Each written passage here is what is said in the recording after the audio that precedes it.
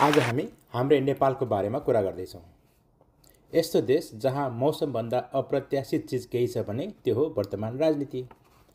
विशेष गरी राज संस्था ल्याउने प्रदर्शन होस् वा एमालेको शक्ति प्रदर्शन, वा माओवादीको गणतन्त्र जुलुस, वा रासोपाको जनयात्रा, अथवा कुलमान घिसिङको कथा जसले नेपालको लोड सेडिङ नेपाली आम घरहरूबाट अन्त्य गर्यो।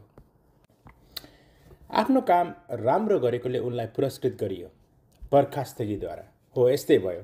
यो भनेको स्वादिष्ट भोजन बनाए बापत भान्सेलाई अवकाश पत्र थमाए जस्तै हो। हाम्रो नेपाल जहाँ इमान्दारिता, तथ्य र सत्यता मारिन्छ र अराजकता, मनपरितन्त्र र भ्रष्ट आचरणले सर्वोच्च शासन गर्दछ। आज हामी यसै विषयमा कुलमान घिसिङको लोड सेडिङ र वर्तमान सरकारको बारेमा कुरा गर्दैछौँ। अब विषय प्रवेश गरौँ। वर्षौंसम्म नेपाल अन्धकार युगमा अड्किरहेको थियो। शाब्दिक रूपमा लोड सेडिङ भन्ने चिजको लागि धन्यवाद। प्रख्यात जादुगर डेभिड कपरफिल्ड वा प्रसिद्ध भारतीय जादुगर पीसी सरकारको जस्तै घन्टौँसम्म बिजुली गायब हुन्थ्यो।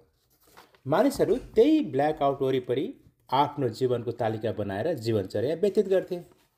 यदि तपाईँले लोड सेडिङ भन्ने कहिले अनुभव गर्नुभएको छैन भने तपाईँलाई लाग्ला यो के हो? के यो कुनै ट्रेन्डी योगा भाइरल पोज त होइन? होइन, यो त्योभन्दा पनि कठिन र खराब हो। यो चाहिँ नियमित, तालिकाबद्ध र अत्यन्तै अनियमित अनि लाखौँ नेपालीको घरमा बिजुली जाने प्रक्रिया हो। अथवा केही नेपाली यसलाई आदिम जीवनमा आधारित रियालिटी सो पनि भन्छन्।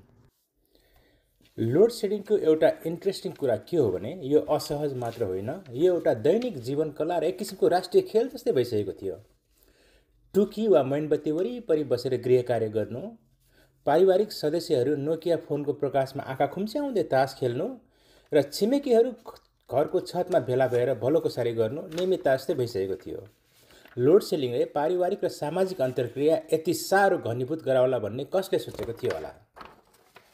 नेपाली जीवन यस प्रकारले अन्धकारमय लोड सेडिङको बावजुद राम्रैसँग चल्दै थियो। समस्या के थियो भने नेपालसँग पर्याप्त खोला नालाहरू थिए, जलस्रोतको धनी देश, त्यो पनि छेलो खेलो हुने गरी।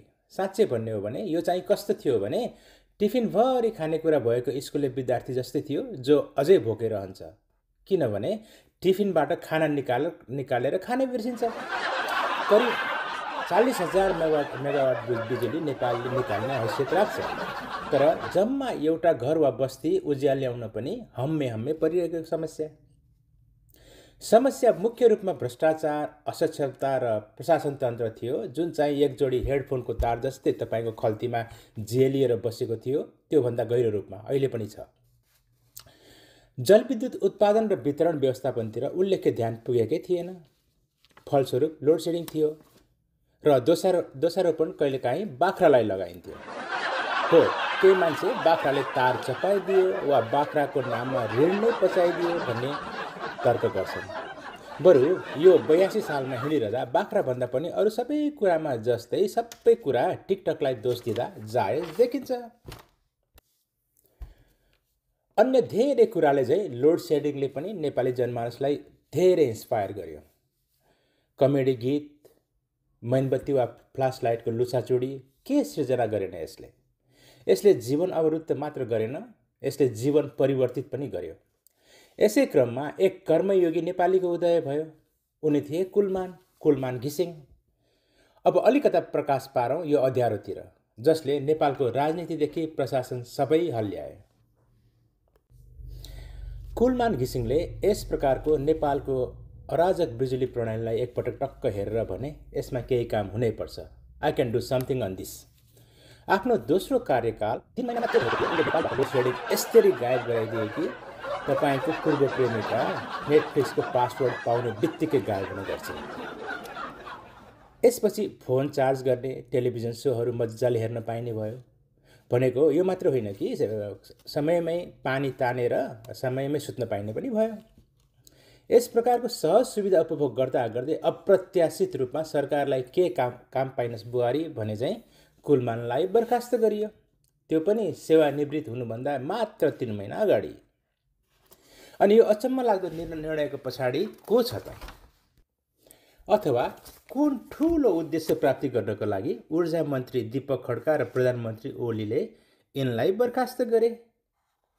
यी ओली उनी प्रधानमन्त्री हुन् जो यति महत्त्वकांक्षी छन् कि मार्समा बस्ती बसाउने इलन मस्कको आइडिया फिक्का लाग्न सक्छ।